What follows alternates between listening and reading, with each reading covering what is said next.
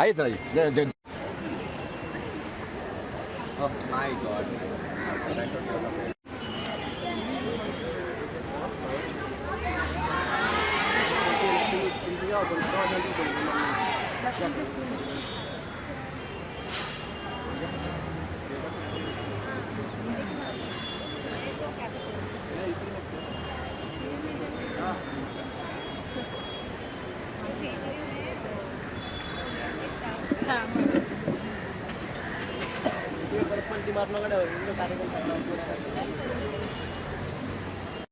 ये भी ले लेगा बोर्ड का।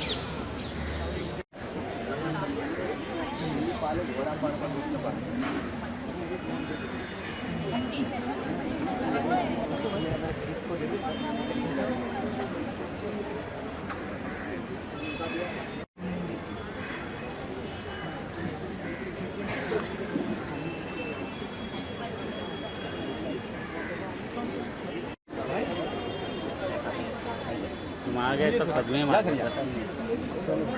आज ये 43 इयर्स तक मेरा साथ दिया, आप उनका भी यकीनन साथ देंगे क्योंकि ये स्कूल आपका है। जब हम पीटीए मीटिंग ले रहे थे उस वक्त भी मैंने कहा कि आप मेरे परिवार हो। मुझे नहीं मालूम था कि एनुअल डे से लेके आज अक्टूबर इमीडिएटली फिर 8 महीने में मुझे आपके सामने आना पड़ेगा। मीटिंग में आने से पहले मुझे बीएमसी की एक नोटिस मिली, इसी के लिए हम थोड़ा चर्चा कर रहे थे कि ये नोटिस के बारे में, क्योंकि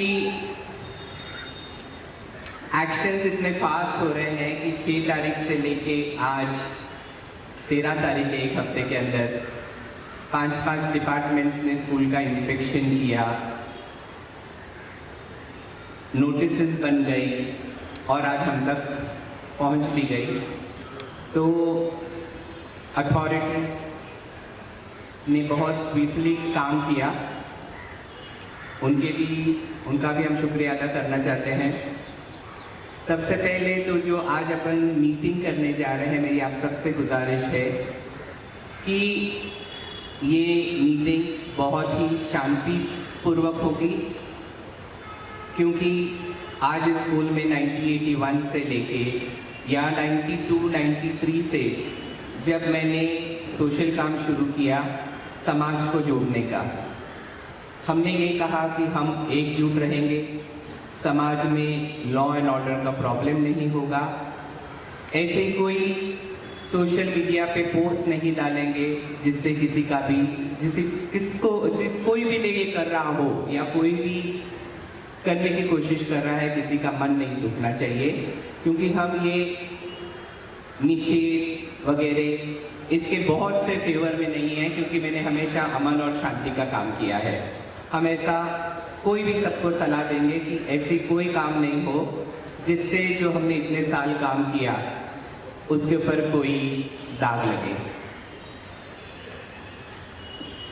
रही बात जो एलिगेशंस लगाए गए हैं, जो एलिगेशंस चिल्ड्रन वेलफेयर सेंटर पे लगे हैं, जो मुझ पे लगे हैं, उसके लिए हम कोशिश करेंगे कि ज़्यादा से ज़्यादा जो मेरी तरफ से रिप्लाई होगा वो आपको समाधान करेगा। पब्लिकली शायद आज हम इस सिलसिले में, चाहे वो वीडियोस वायरल हो, मेरे खिलाफ एंटी पब्लिसिटी चले, प्रेस रिलीज आए या जिस भी प्रकार का कोई हरकत होगा, क्योंकि मैं आपको एक बात बताऊं, मैंने पिछले 6 महीने से देखा कि मुझे अलग अलग प्रकार से अटैक किया जा रहा है। एक इंस्टीट्यूशन जो पिछले 43 इयर्स से चलता है, जिसकी ना कोई एजुकेशन डिपार्टमेंट में या किसी की बिल्डिंग प्रपोजल डिपार्टमेंट में या एई मेंटेनेंस में बिल्डिंग प्रपोजल जो कि वेस्ट वार्ड है, या as a matter of fact जिन्होंने जगह ली है एई स्टेट में, आज तक एक भी कंप्लेंट नहीं हुई है। 6 महीने में ये सारी कंप्लेंट्स शुरू हुई है कि 43 इयर्स के बाद शायद हमारे कंप्लेनेंट्स के ध्यान में आया होगा कि ये स्कूल बराबर नहीं चलता है।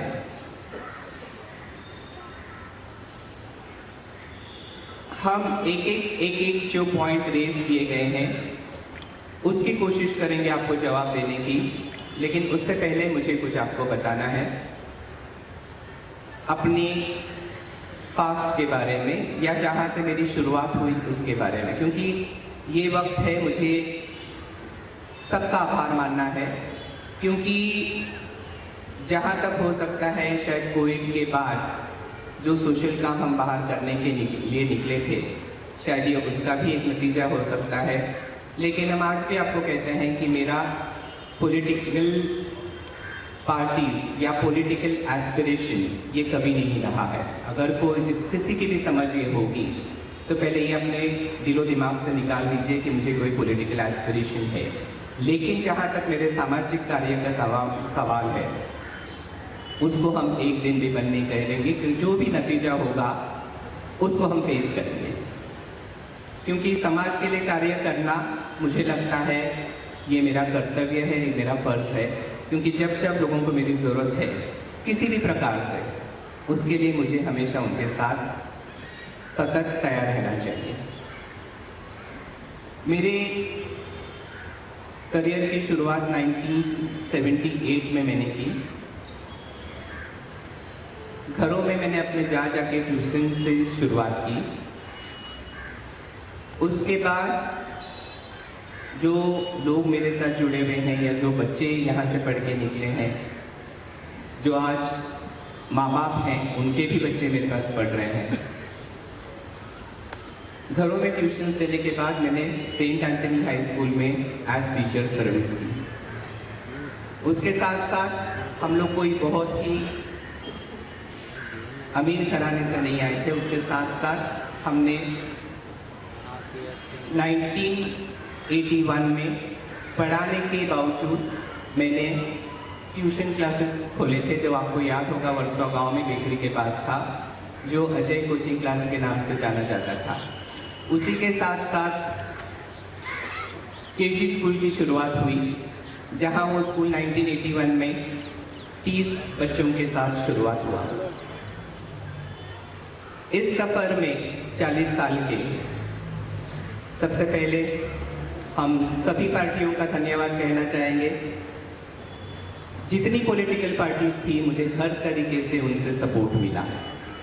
ऐसी कोई पार्टी नहीं थी जिन्होंने मुझे सपोर्ट नहीं किया, क्योंकि हर एक ने, बल्कि जब फंक्शन होता था या जब एनुअल डे होता था तो आपको पता है लोग ये मिसाल देते थे कि अजय सर के प्लेटफॉर्म पे सभी पार्टियां हैं, चाहे वो कांग्रेस हो, शिवसेना हो, बीजेपी हो, ये सारे पार्टीज इकट्ठा होके एक मकसद के लिए आते थे। क्योंकि मुझे लगता है हर पार्टी का एक ही मकसद है कि एजुकेशन को कैसे बढ़ावा दे। तो मुझे लगता है एजुकेशन को बढ़ावा देने के लिए वो सब इकट्ठे आए और उन्होंने सभी ने मुझे मदद किया। मेरी शुरुआत करने से पहले हम नमन करना चाहेंगे लेट मोतीराम भवे साहब को, क्योंकि आज जो ये प्लॉट मिला है और आज जो ये इमारत आप यहाँ देख रहे हैं, ये सिर्फ उनकी मेहनत की वजह से है कि ये प्लॉट यहाँ पे मिला और आज ये स्कूल खड़ा हुआ है। हम उनका एहसान जिंदगी भर नहीं भूल सकते हैं। जब बात आई मेरे परमिशन की, रिकग्निशन की 1984 में, जब हम वर्सोवा गांव में थे, उस वक्त रिकग्निशन के लिए हमारे बीच हमारे पूर्व नगर सेवक याकूब मेमन जी हैं, उन्होंने मुझे बहुत हेल्प किया। बीजेपी के नगर सेवक जो थे, जिन्होंने हेल्प किया, जो अभी हैं, जो अब वो ऑनरेबल एमपी मनोज कोटक जी, उन्होंने मुझे हेल्प किया। आशीष शेलार जी जो एजुकेशन मिनिस्टर थे, उन्होंने यारी रोड का परमिशन देने के लिए मुझे मदद की है। उसके साथ साथ कई लोगों ने मुझे मदद की, क्योंकि आपको पता है कि जो बात चल रही है और जो एक मुद्दा है कि उसे डिमोलिशन किया जाए। 1981 में जब हम प्रिंसिपल बन के आए, तब उस वक्त मेरी उम्र 25 साल थी। आज हम 65 एज की उम्र में हैं। जब ये स्ट्रक्चर बना जो आप देख रहे हैं, तो इंस्टीट्यूशन जिसके ऊपर वाद विवाद खड़ा किया गया है कि यहाँ फेरीलैंड स्कूल चलता है, यहाँ केजी स्कूल चलता है। फेरीलैंड केजी स्कूल 1981 से चलता था।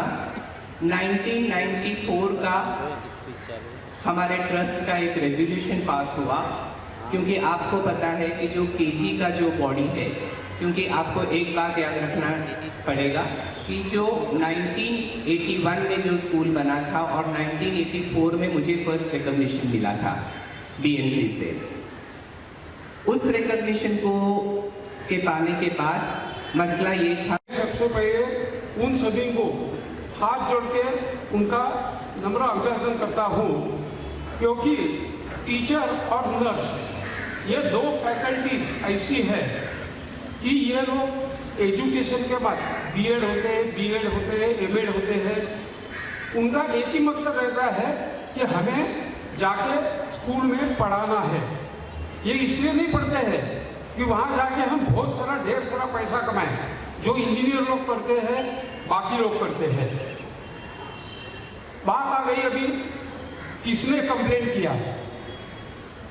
ये जो कंप्लेंट है, यहाँ की लोकल एमएलए जो भारतीय जनता पार्टी से है, आदरणीय भारती लवेकर जी ने यह कंप्लेंट की है।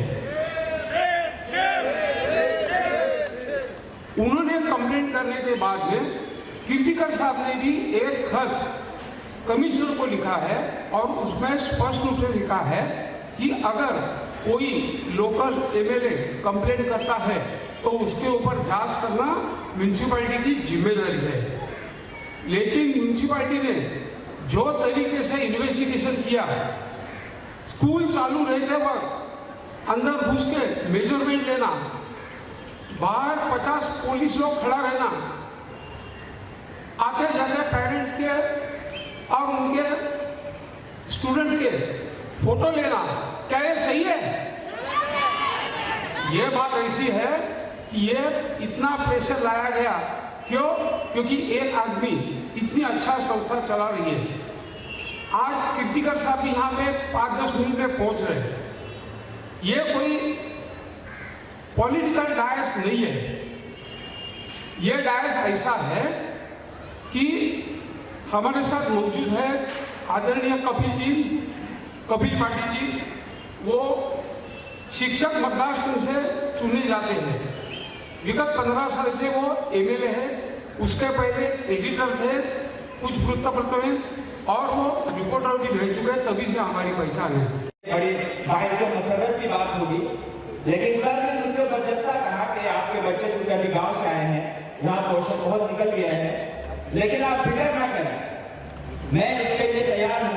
और सर ने फोन किया सेंट स्कूल में, और मेरे दोनों बच्चों, मैं हादसा बोलता हूँ। कॉरपोरेशन ने जो मगरूरी दिखाई, पुलिस फौज ऐसे पद्धति से आए, इससे निषेध करने के लिए आज ये स्कूल बंद रखा सभी टीचरों ने। हम यहाँ के सभी लोक प्रतिनिधि उनको बुलाया, उसमें से मुझे भी निमंत्रण था।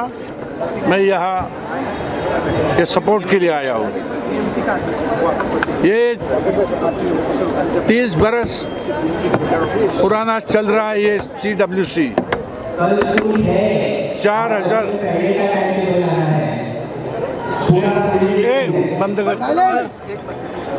4,000 बच्चे यहाँ शिक्षा लेते। और देखिए कि मैं जैसे भाषण में बोला कि जो लोक प्रतिनिधि है, लोक प्रतिनिधि को शैक्षणिक संस्था, सामाजिक संस्था, इनके प्रति ध्यान देना है, जिम्मेदारी है। सरकार की रहती है, वैसे लोक प्रतिनिधियों की रहती है। लेकिन यहाँ अपने अधिकार का गैर इस्तेमाल करके यहाँ के एमएलए ने कई झूठी खबरें कॉरपोरेशन को बताई, और कॉरपोरेशन ऐसे ढंग से आए कि जैसे कि यहाँ कोई एंटी सोशल ये एक्टिविटी चलती है। ये कॉरपोरेशन को भी शोभा नहीं देती है, पुलिस दल को भी शोभा नहीं देती है। अगर कॉरपोरेशन को इतनी हिम्मत है, पुलिस को इतनी हिम्मत है, तो असामाजिक तत्व और अनऑथराइज्ड स्ट्रक्चर और अनऑथराइज्ड एक्टिविटी इस क्षेत्र में चलते इस पूरे मुंबई में, उसको रोकने का काम करे। इतना अधिकार जो आपके पास है तो उसका सही इस्तेमाल कीजिए, ताकि CW जैसी बहुत अच्छी संस्था 4000 विद्यार्थियों को शिक्षा देने का काम गए 30 बरस करती है। ये निषेध मैं करता हूँ इनका, और मैंने इसके बारे में आपसे जो मैं बोलता हूँ वह लिख के भी दे दिया है कमिश्नर ने, और मैंने एक्शन मांगा है कि जो अधिकारी, जो पुलिस ऐसे विदाउट परमिशन जिन लोगों ने ये संस्था में एंट्री की है उसके ऊपर कार्रवाई करे। अगर ये संस्था के बारे में अगर कोई जांच पड़ताल करनी है तो मैं अजय कौल से और ट्रस्टी से बोला हूँ कि कागजात जो है आपके पास सब कॉरपोरेशन को दिखाइए, वेरिफिकेशन करा के लीजिए, लेकिन आइंदा ऐसा कोई होना नहीं चाहिए। ये बात कॉरपोरेशन और पुलिस डिपार्टमेंट में ध्यान में रखना चाहिए। कीर्तिकर साहब, मेरा सवाल आपसे है। मैडम लवेकर कहीं ना कहीं भारतीय जनता पार्टी से ताल्लुक़ रखती है, इससे आपको नहीं लगता कि भारतीय जनता पार्टी की भी छवि खराब होगी? क्योंकि आप खुद मानते हैं और हर कोई जानता है कि इस तरह की गैर इलीगल एक्टिविटी इस क्षेत्र में बहुत होती है। इसके बावजूद उसको ध्यान में ना रखते हुए एक बहुत बड़ा इंस्टीट्यूट जो कहीं ना कहीं हज़ारों बच्चों को यहाँ से शिक्षा देता है, उसको बंद करने का, उसको बदनाम करने का जो प्रयास हो रहा है, उसके खिलाफ एक एक्शन होनी चाहिए। देखिए, जो मैंने लिखा है कमिश्नर को, जिसमें मैंने मांग की है, जिसमें मैडम का मैंने उल्लेख भी किया है, यानी पॉलिटिकल दबाव से ये एक्शन करा के लिए, और ये समझो कि उसकी तो प्रतिमा मलिन हो गई इसमें, लेकिन अपनी पार्टी की भी प्रतिमा मलिन की है उसने। तो ये उनके जो नेता लोग हैं उसको मैंने खत भेजा है, जो खत मैंने कमिश्नर को दिया उसकी कॉपी भेजी है, बोला कि आपके जानकारी के लिए। और मैं ये भी बोला सबको भी आज ये जो निषेध पेरेंट एंड टीचर ने रखा है उस उधर जाके मैं करूँगा। मुझे मालूम है कि ये शिवसेना बीजेपी हमारा ताल्लुकात है, हमारा अलायंस है, तो भी अगर समझो गैर कानूनी और गैर इस्तेमाल अगर अधिकार का कहीं कोई भी आमदार खासदार करेगा समाज के हित के खिलाफ, तो मैं उसके साथ उसको बैकिंग नहीं दूंगा, मैं संस्था के साथ रहूँगा। अजय कौल सर एक ऐसी शख्सियत है जिसको हर कोई जानता है, एक रोल मॉडल है, एक इंस्पिरेशन है। उन्होंने कोरोना के वक्त में या एजुकेशन क्षेत्र में बहुत उम्दा रोल निभाया है। इसके बावजूद ऐसी शख्सियत को कोई बदनाम करता है, किसी रोल मॉडल को बदनाम करता है, आज उनको तोड़ने की जो कोशिश की जा रही है, इसके बारे में आपके क्या विचार है? अजय कौल के बारे में तो आप सब जानते हैं, पूरी यहाँ के एरिया के लोग जानते हैं, यानी जाति धर्म का कुछ मन में हेतु नहीं रखते हुए अजय कौल करते। और जैसे आपने बोला कि कोरोना के समय में यहाँ के जो विद्यार्थी उसकी 2 करोड़ की फ़ी माफ़ी करना, मैं समझता हूँ कि मुंबई शहर में एकमात्र ये संस्था रहेगी जिन्होंने इतने औदार्य से काम किया। और ये जानबूझकर अजय कौल को मद्देनज़र रखते हुए उनको डैमेज करने का प्लान किसी का अगर रहेगा तो ये नामुमकिन रहेगा। हम जैसे सब पॉलिटिकल पार्टी के लोग, हमारी पूरी शिवसेना अजय कौल के साथ रहेगी, उसके साथ रहते रहेगा, पार्टिबा देंगे। लवेकर मैडम ने ये डिमांड की है कि इस स्कूल को BMC के सौंप दिया जाए। आपको लगता है BMC अजय सर से अच्छा स्कूल चला सकती है? नहीं, BMC ने बहुत सारे ज़मीन अच्छे स्कूल को दी है, जिसकी ताकत है चलाने की। स्कूल भी चलाने की ताकत चाहिए, ये चाहिए, तजुर्बा चाहिए। तो ऐसे बहुत स्कूलें हैं मुंबई शहर में जो ज़मीन नहीं ले सकती, लेकिन ये शिक्षा के लिए आरक्षित किया हुआ भूखंड अच्छे संस्था को दिया जाता है। वैसे ही ले लिया 30 बरस पहले। आजकल की बात नहीं है, ऐसा होने वाला नहीं है। क्या चलाएगी म्यूनसिपैलिटी? म्यूनसिपैलिटी के पास आज आरजीपीजी के इतने भूखंड है, रिक्रिएशन ग्राउंड और प्ले ग्राउंड, बहुत पैसा है, 52,000 करोड़ का बजट है बीएमसी के पास, लेकिन तो भी ये आरक्षित भूखंड, शिक्षा का तो छोड़ो, लेकिन आरजीपीजी का भूखंड आज उसका डेवलपमेंट कर नहीं पाती है म्यूनसिपैलिटी। Thank you. किसी को कुछ पूछना है? नहीं, अजय सर के साथ। सर आइए ना। अजय सर, बोलना तो पड़ेगा। भावनात्मक हो गए, बहुत ही इमोशनल हो गए। क्या आपको लगता है कि आप इतने वीक हैं कि आपको इतना इमोशनल होने की जरूरत पड़ी? हजारों लोग आपके सपोर्ट में, ऐसी कौन सी बात है जो आपके दिल को छू गई और बहुत दुख पहुंचाई आपको? देखिए, ऐसा है ना कि इंसान, जैसे मैंने कहा कि ये स्कूल की बिल्डिंग प्लान के मुताबिक बनी है और 40 साल या 30 साल पुरानी बिल्डिंग जब बनी है तो यकीनन अगर कोई इसमें माइनर चेंजेस होंगे या कोई प्लान के मुताबिक कोई चीज़ ये हटाई गई होगी यहाँ से वहाँ, तो उसका हम लोग या तो पेनल्टी भरेंगे जो बीएमसी के रूल्स में है, उसको रेगुलराइज करने की कोशिश करेंगे। और अगर बीएमसी ने ये कहा कि भाई ये नियम में नहीं बैठता है, इसका डिमोलिशन होना चाहिए, तो यकीनन जो चीज़ें रूल्स में नहीं होगी तो हम रूल्स के खिलाफ जाके तो कुछ काम नहीं करेंगे। यकीनन वो जो भी हमें कहेंगे ये नियम के बाहर है, उसका हम डिमोलिशन खुद करेंगे। दुख उस बात का नहीं है या जितने एजुकेशनल इंस्टीट्यूशन पे उन्होंने इल्ज़ाम लगाए उसका भी मुझे दुख नहीं है, क्योंकि पिछले 42 सालों से BMC, state government, education department लगातार स्कूल के इंस्पेक्शन के लिए आता है और इंस्पेक्शन साल में 2 बार होता है, 6-6 महीने में इंस्पेक्शन होता है। उसी प्रकार से जब हम लोग बिल्डिंग प्रपोजल में हम लोगों ने सीसी के लिए अप्लाई किया तो उसके लिए या आईओडी पास होती है, उसके लिए बीएमसी अधिकारी आके बिल्डिंग का इंस्पेक्शन करते हैं। अभी वो कहते हैं कि ओसी नहीं ली गई है, तो अगर आप ऑनलाइन पे जाएंगे तो आप देखेंगे कि ओसी के लिए हमने ऑलरेडी अप्लाई किया है, लेकिन ओसी के कंप्लायंसेस इतने 30-32 होते हैं कि वो हमें कंप्लायंसेस पूरे करने पड़ते हैं। अभी 1-2 जो एनओसीज हैं वो आने के बाद हमें ओसी मिल जाएगी। और अगर आपको लगता है हमने वो, अगर आप मलाड के ये देखिए, अगर आज जो प्रेजेंट जो बिल्डिंग में बैठे इसका ऑक्यूपेशन पूरे 5 माले तक का है, और जो अभी कह रहे हैं कि आपने ये जो नियमों का उल्लंघन किया फायर एनओसी का, अगर आप देखेंगे सीआरजेड का मैंने अभी आपको पेपर दिया कि सीआरजेड की एनओसी हमने ऑलरेडी गवर्नमेंट ऑफ महाराष्ट्र से ली है। कहने का मतलब क्या है कि सीआरजेड का क्लैरिफिकेशन तो बीएमसी दे सकती है क्योंकि उन्होंने परमिशन दिया है, उनको पता है कि नियम में क्या बैठता है। दुख उस चीज़ का नहीं है, दुख इस चीज़ का है कि जब आप बहुत सारे लोगों को खड़े करके अनोनिमस 40-50 कंप्लेंट डालते हैं और किसी के कैरेक्टर के ऊपर बोलते हैं, तो मुझे लगता है कि किसी को किसी के कैरेक्टर के बारे में बोलने का हक नहीं है। तो इस बात के लिए मुझे आज भी खेद और दुख है। सर, और एक चीज़ आपसे जानना चाहूँगा, इस सब की शुरुआत कब हुई उस बारे में कुछ बताइए हमें, क्योंकि हमने देखा है कि कुछ प्रेस कॉन्फ्रेंसेस आपने भारती जी के साथ भी किए हैं पास्ट में, तो अगर थोड़ा सा बताएं हमें। कई सारे कार्यक्रम में वो जुड़ी भी रही है। हमारी honourable MLA doctor Bharati Lavekar ji के साथ मेरे बहुत अच्छे संबंध रहे हैं।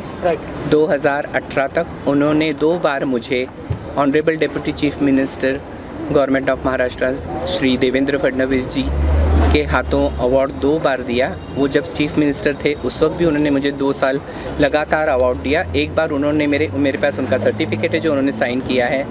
तो एक है कि उन्होंने मेरे एजुकेशन फील्ड में काम करने के लिए मुझे अवार्ड दिया उनके हाथों से, और दूसरी बार मेरे सामाजिक कार्यों के लिए मुझे अवार्ड दिया गया।